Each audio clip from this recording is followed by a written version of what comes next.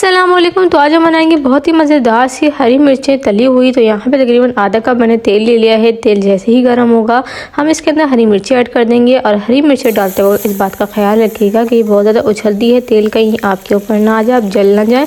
तो यहाँ पर हम जितनी भी हरी मिर्ची सब डाल दी हैं, हम इनको अच्छी तरीके से फ्राई कर देंगे।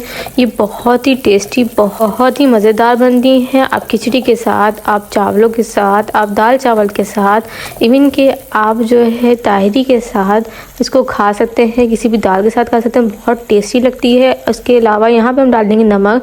यहाँ पे मैंने धनिया, ज़ीरा और सौंफ को पीस के रख लिया है, इनको भी हम इसके अंदर ऐड कर देंगे। इन मसालों को इसमें डालने के बाद अच्छी तरीके से इसको हम मिक्स करेंगे और इनको अच्छी तरीके से भूनेंगे जब तक कि तेल जो है अलग ना हो जाए।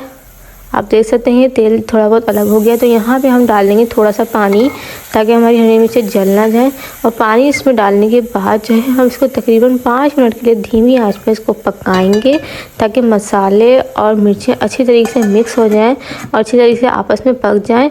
उसके बाद यहाँ पे आप देख सकते हैं 5 मिनट बाद कितना ज़बरदस्त तरीके से ये गल चुकी हैं। अब यहाँ पे हम डाल देंगे इमली का पल्प। यहाँ पे इमली अगर आप ज़रा खट्टा चाहते हैं तो यहाँ पे थोड़ी और ज़्यादा भी इमली डाल सकते हैं। यहाँ पे तकरीबन मैंने 1 कटोरी इमली डाली है। इनको अच्छी तरीके से मिक्स कर देंगे आपस में और बहुत ही मज़ेदार ये बनती है।